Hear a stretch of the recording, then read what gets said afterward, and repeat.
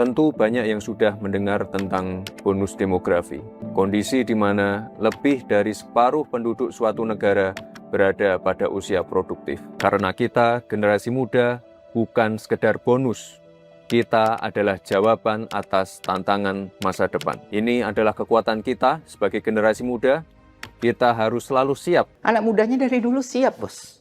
Dari dulu siap. Masalahnya pemerintahnya siap nggak? Itu kan problemnya sebenarnya. Jangan selalu anak mudanya dibilang pemerintahnya siap nggak, percaya atau nggak, ngasih kesempatan atau nggak, ngebuka lapangan pekerjaan atau nggak, ngefasilitasin atau nggak, ngasih insentif atau nggak, atau enggaknya gak usah jauh-jauh, ngeprioritasin atau nggak. Yang bisa kita lihat sekarang susunan kabinet deh. Ada banyak anak muda memang di kabinet Indonesia sekarang gitu yang dikasih kepercayaan berlebih. Tapi berapa banyak dari anak muda itu yang benar-benar mendapatkan jabatan dan kepercayaan itu based on prestasi dan sumbangsi yang udah dia kasih ke Republik ini. Bukan berdasarkan dia dari keluarga mana, dia dari partai mana, dia tim ses mana. You name it. Ada. Tapi seberapa banyak? Itu aja udah tergambar gimana fokus pemerintah ke bonus demografi yang selalu digembar-gemborkan ini. Itu aja sudah tergambar gimana prioritas pemerintah saat ini. Dan dari situ aja udah terlihat sebenarnya yang bermasalah itu di mananya, di anak mudanya kah atau sistemnya kah? Nah, ini yang jadi PR kita bersama. Ya, Indonesia akan mendapatkan puncak bonus demografi di tahun 2030 sampai tahun 2045. Oke, Wakil Presiden kita Pak Gibran Rakabuming bilang momen paling penting itu 2030 sampai 2045. Itulah bonus demografi terjadi. Nah, di sini ada kekeliruan sedikit nih. Ya, itu memang fasenya bonus demografi terjadi, tapi yang paling krusial dan esensial yang harus dipikirkan adalah saat ini atau waktu sekarang, yaitu 5 tahun sebelum 2030 terjadi. Artinya dari 2025 menuju 2030. Sederhananya apa ya? Sederhananya pemerintah berhasil memanfaatkan bonus demografi atau tidak itu bergantung dengan pemerintahan existing atau pemerintahan yang sekarang. Pemerintahan Prabowo Gibran. Di masa depan nanti sejarah akan mencatat pemerintahan Prabowo Gibran akankah jadi pemerintahan yang berhasil mewujudkan Indonesia ke mimpinya, yaitu menjadi negara maju dari negara berkembang, atau pemerintahan yang menyia-nyiakan kesempatan sekali 100 tahun. Itu menyia-nyiakan bonus demografi yang ada dan menjadikannya sebagai beban demografi. Ada video monolog Wakil Presiden Gibran Rakabuming Raka yang sempat bikin geger dunia maya. Dalam video berdurasi 6 menit 20 detik, Mas Wapres ngomong tentang bonus demografi. Alih-alih jadi pencerah, malah bikin netizen gerah. Kok bisa? Lah, kok tanya saya? Ya, nggak tahu saya.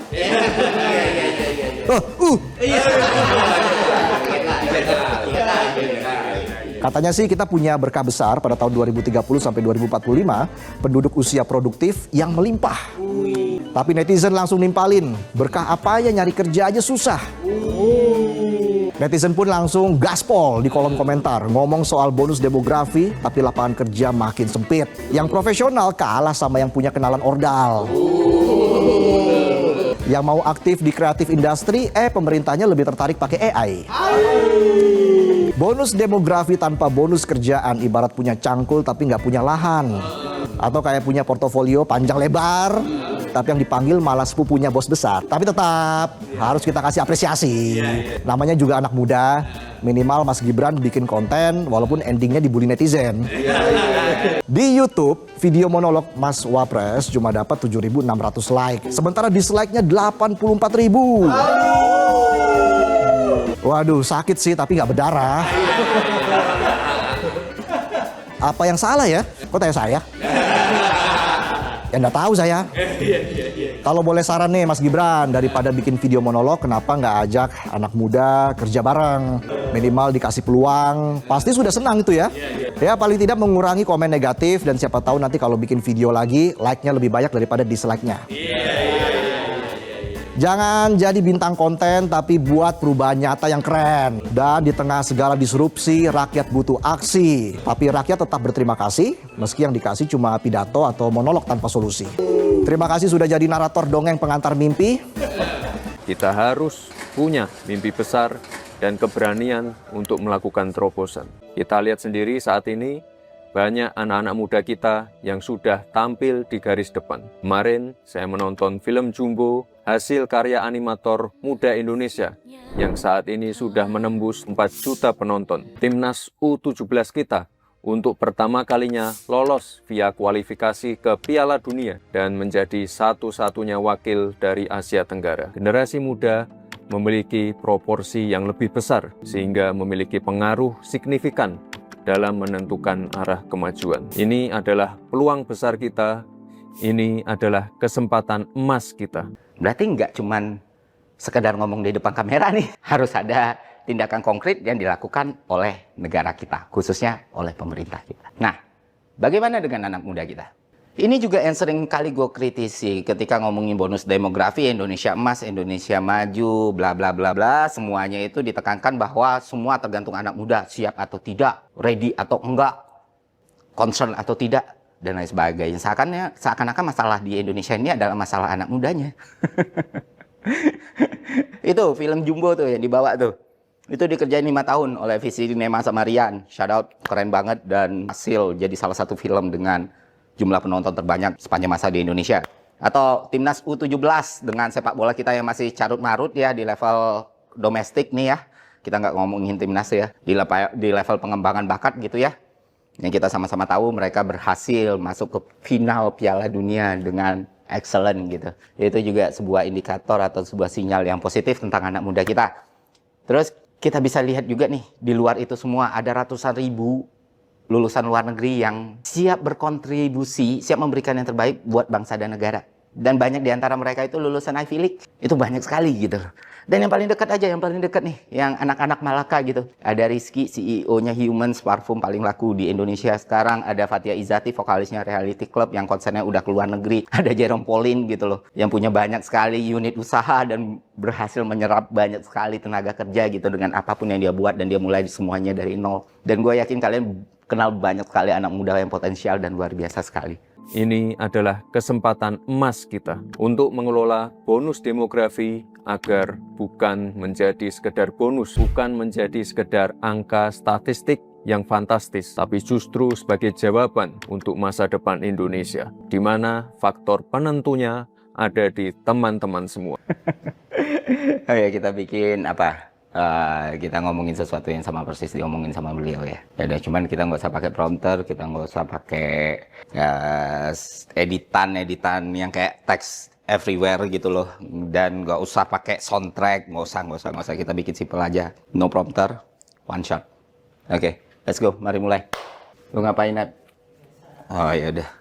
Oke, kamera roll. Action. Halo warga sipil sekalian, selamat datang di channel Ferry Irwandi. Hari ini kita akan membicarakan soal bonus demografi, anak muda, dan masa depan Indonesia. Jadi selamat menyaksikan. Oke, sekarang kita ngomong dulu soal bonus demografi nih teman-teman. Itu kan sesuatu yang kita dengar di mana-mana nih, term bonus demografi. Tapi gue yakin masih banyak yang belum paham apa sebenarnya bonus demografi tersebut, ya kan? Simpel lagi nih, bonus demografi itu adalah situasi di mana suatu negara proporsi penduduk di usia produktifnya itu lebih banyak daripada usia non-produktifnya. Jadi usia non-produktif itu ya lansia sama anak-anak. Nah, lebih banyak yang kerja nih. Artinya apa? Artinya lebih banyak yang nanggung beban daripada yang ditanggung. Seperti itu. Itulah kenapa disebut bonus demografi. Dan nggak semua negara bisa punya bonus seperti ini. Itulah kenapa namanya bonus. Ya berkah, gift, hadiah. Ya kan? Dan negara-negara macam Jepang, Korea itu bisa nukar apapun yang mereka miliki asal mereka bisa punya bonus demografi. Supaya mencegah mereka punah. Ya, lu tahu masalah di Jepang dan Korea itu kan sama aging ya. Dan seberapa maju negara tersebut, seberapa besar yang sudah mereka berikan, seberapa besar yang sudah mereka lakukan, tetap aja mereka menghadapi masalah ini. Dan seperti yang gue bilang tadi, ya mereka bisa menukar apapun agar supaya punya bonus demografi, agar supaya punya. Wow. Nah, dan dalam fakta sejarah, kalau kita lihat gitu ya, kayak gue bilang tadi, ini gift. Kenapa gift? Karena memang bonus demografi itu kayak game shark, kayak cheat code yang bikin sebuah negara itu bisa ngebus nih pertumbuhan ekonominya dan naik nih statusnya gitu. Dan dua negara yang sudah mencicipi betapa magisnya bonus demografi adalah China dan India. Seperti yang kalian tahu dulu, Cina itu negara yang miskin sekali, tapi karena mereka mengalami bonus demografi dan menggunakannya dengan baik, sekarang mereka jadi salah satu negara adidaya di dunia dan bisa head to head dengan Amerika Serikat. India pun begitu. Kalau kita bicara soal teknologinya ya, kita bisa lihat seberapa majunya India sekarang dan seberapa besar pengaruh India pada dunia teknologi di global. Kalau lu ke Silicon Valley misalnya, itu katanya kebanyakan orang India. Nah, walaupun dampaknya jelas, walaupun hasilnya nyata, tapi banyak pakar ekonom yang bilang kalau India dan Cina itu sebenarnya gagal memaksimalkan potensi dari bonus demografi. Ya, sebesar itu aja masih gagal maksimal gitu. Kenapa demikian? Karena Cina punya masalah sistem, masalah policy, masalah... Siapa itu? Orang nih. Ya, masalah sistem, masalah policy, masalah gejolak politik mereka, masalah penyesuaiannya, dan lain sebagainya. India itu punya masalah urbannya, masalah lonjakan penduduknya, masalah baseline pendidikannya, sehingga tidak bisa optimal. Tidak bisa optimal aja udah segede itu, udah seberhasil itu. Lu bayangin kalau mereka berdua nih, Cina dan India berhasil memanfaatkan bonus demografinya dengan baik, seberapa besar yang bisa mereka hasilkan dan mereka berikan kepada society ini.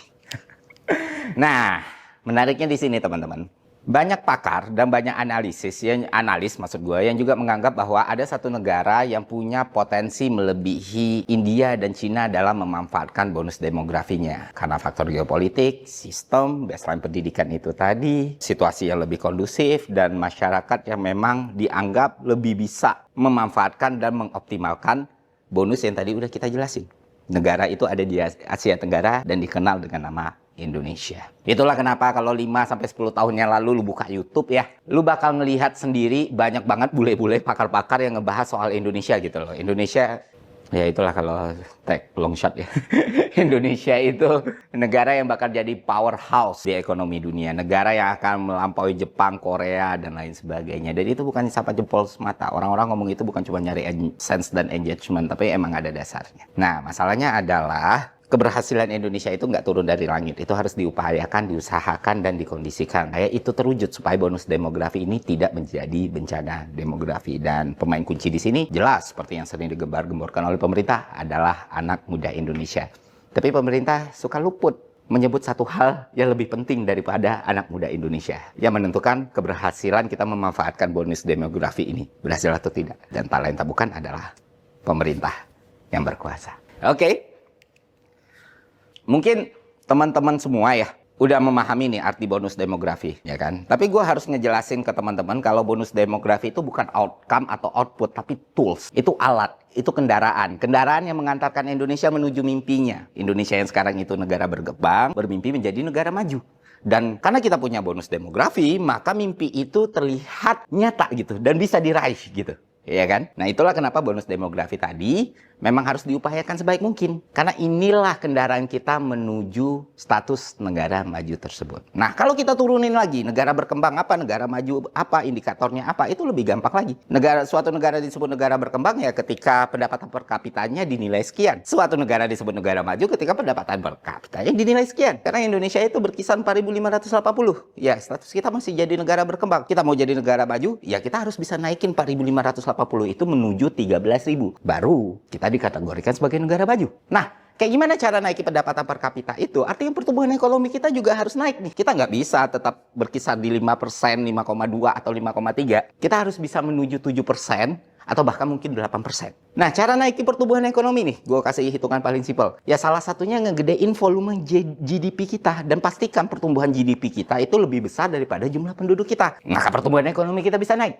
Nah, ini kita otak-atik lagi nih, kita lihat dari investment misalnya. Ya kan, bagaimana rasio investment terhadap GDP terhadap pertumbuhan ekonomi gitu. Misalnya G sama dengan I per ICOR. Jadi I dibagi ICOR. Incremental Capital Output Ratio. Ya. Nah, di Indonesia itu sekarang berkisar 6. Yang mana itu perlu diturunin lagi gitu. Kalau bisa jadi 5 atau bahkan kalau bisa jadi 4 gitu. Itu udah kayak masuk Piala Dunia kalau bisa sampai jadi 4. Nah, ketika kita menghitung seperti ini, katakan sekarang GDP kita di angka 1,4 triliun dolar, ya kan? Berarti kan dengan ICOR itu 6, artinya rasio investasi kita tuh untuk mendapatkan 5%, berarti butuh 30%. Tapi untuk mendapatkan 8%, berarti kita butuh 48%. Yang mana sebenarnya kalau investment 48% dari GDP itu juga nggak sehat teman-teman, karena terlalu banyak. Berarti akan berpengaruh sih sama neraca perdagangan, pembayaran, sampai kurs rupiah kita. Jadi nggak bisa kita bergantung pure sama FDI. FDI harus naik memang, tapi proporsinya juga harus dipikirin. Nah, cara paling aman apa? Cara paling aman selain naikin investasi tadi, kita juga harus bisa nurunin angka ICOR-nya. Kayak gue bilang tadi, dari 6 ke 5 atau bahkan ke 4. Jadi kita nggak butuh rasio sebanyak itu supaya pertumbuhan ekonomi kita tumbuh. Nah, gimana cara naikin ICOR? Cara naikin ICOR, ya jelas, birokrasi yang bersih dan produktivitasnya naik. Nah, sekarang kita ngomong produktivitas nih teman-teman. Sesuatu produktivitas naik, itu kita nggak bisa ngomong gitu aja narasi, ya produktivitas naiknya enggak. Nggak akan pernah produktivitas kita naik tanpa kita punya produk, ya kan? Tapi produk itu nggak akan pernah muncul tanpa kita punya inovasi. Tapi kita nggak akan bisa berinovasi kalau R&D kita tidak berjalan baik. Tapi R&D kita tidak akan bisa berjalan baik kalau yang disediakan pemerintah untuk R&D itu cuma 0,2% dari yang disediakan pemerintah untuk kebutuhan militer kita. Ya. Assalamualaikum warahmatullahi wabarakatuh. Jumpa lagi dengan saya di Camp TV Channel. Barusan kita saksikan ya sebuah video yang akhir-akhir ini viral di media sosial ya. Bagaimana seorang wakil presiden atau wapres yaitu Pak Gibran Rakabuming Raka membuat video. Dan di situ ya diedit sedemikian rupa dengan membaca teks dan ya diselingi dengan editan yang ya cukup bagus lah ya, membahas soal bonus demografi dan diupload di YouTube channelnya Pak Gibran sendiri ya. Tetapi yang bikin miris adalah bagaimana para netizen ini, video Pak Gibran ini mendapat like 7.000 dan dislike-nya sangat luar biasa ya. Yang membuat ya hati luka tapi tidak berdarah, kata host TV tadi. Dislike-nya yaitu sekitar 80 ribuan atau 84 ribu. Ini kan sangat jomplang sekali ya. Dan yang membuat ini video ini makin viral lagi yaitu seorang CEO dari Malaka Project yaitu Ferry Irwandi ya, membuat video juga seperti atau memang ini sebuah sindiran buat Pak Gibran ya. Mirip sekali dengan videonya Pak Gibran Rakabuming Raka membahas bonus demografi. Jadi seolah-olah ini menjawab atau ya dalam tanda kutip Mas Ferry Irwandi ini memberikan kuliah gratis kepada Pak Wapres ya, soal bagaimana cara memahami bonus demografi yang selama ini digembar-gemborkan oleh pemerintah, terutama pemerintah Pak Jokowi yang kemarin dan sekarang pemerintahan Pak Prabowo. Tetapi yang sangat menggembar-gemborkan adalah pemerintahannya Pak Jokowi kala itu ya. Dan ini diteruskan lagi mungkin oleh anaknya yaitu Pak Gibran Rakabuming Raka yang menjadi wakil presiden. Dan cara menjelaskannya dengan membaca teks ya, dengan video editan ya, diedit sedemikian rupa supaya terlihat bagus, tetapi justru ternyata malah mendapat dislike atau kurang sukaan netizen yang luar biasa. Dan ini seolah-olah menunjukkan ya kualitas seseorang. Dan kalau memang dilihat-lihat videonya Pak Gibran Rakabuming Raka dengan video yang dibuat oleh Ferry Irwandi ini sangat jauh sekali, bagaikan langit dan bumi. Mas Ferry sangat natural sekali. Oke, kamera roll on, kita langsung membahas apa yang dibahas oleh Pak Wapres ya. Dan inilah kualitas seorang di sini terlihat. Bagaimana Pak Gibran walaupun dengan membaca teks ya, dengan terbata-bata, dengan ya sangat monolog sekali. Tetapi Mas Ferry Irwandi dengan ya kapasitas pengetahuannya yang luar biasa, dan ya siapa nggak kenal Mas Ferry Irwandi ya. Dia adalah CEO dari Malaka Project, dengan begitu lancar dan begitu elegan membahas soal bonus demografi dan menambah pengetahuan buat kita semua yang belum mengerti ya, paham betul soal bonus demografi. Di sini Mas Ferry Irwandi menjelaskan dengan gamblang, membahas apa yang dibahas oleh Pak Gibran ya, Ya, soal anak muda segala macam. Di sini dibahas oleh Mas Ferry Irwandi dan diberi pengertian bahwa pemerintah selama ini salah. Selalu menekankan kepada anak muda soal bonus demografi ini. Tetapi justru anak mudanya di Indonesia ini sangat siap. Tetapi apakah pemerintahan Indonesia siap? Pertanyaan besarnya itu yang diajukan oleh Mas Ferry Irwandi ya. Dan Mas Ferry pun menjelaskan secara detail apa itu bonus demografi dan bagaimana persiapan menghadapi bonus demografi ini biar tidak menjadi beban demografi. Ya, di pemerintahan Pak Prabowo Gibran ini antara 2025 hingga 2030 itulah yang sangat menentukan langkah apakah kita bisa meraih mimpi menjadi negara maju dari negara berkembang menjadi negara maju ya. Dengan bonus demografi atau berkah demografi ini. Dan yang sangat menentukan adalah pemerintahan saat ini. Kalau pemerintahan saat ini gagal, maka gagal pula soal mimpi yang digembar-gemborkan bonus demografi antara 2030 hingga 2045 yang dibahas oleh Mas Gibran atau Pak Gibran ya. Dan diluruskan ataupun dijelaskan ataupun ya dibikin video perbandingan oleh Mas Ferry Irwandi dan itu sangat jauh sekali bagaimana orang yang memang berkualitas, memang mempunyai pengetahuan yang luas dengan hanya orang yang memang mengandalkan ya dalam tanda petik orang tuanya supaya mendapat pekerjaan, supaya mendapatkan jabatan. Beda kelas lah, ini kelasnya kan di kerjaan aja dicariin bapaknya. Tetapi Mas Ferry Irwandi ini seorang yang luar biasa. Dia meniti karir dari nol hingga sekarang menjadi CEO ataupun ya CEO Malaka Project yang kita tahu ya sangat luar biasa dan sangat banyak menyerap banyak tenaga kerja. Dan orang-orang seperti inilah yang memang basicnya adalah prestasi yang harus maju ke depan dan diberi kesempatan untuk merubah Indonesia ya orang-orang seperti Mas Ferry Irwandi ini.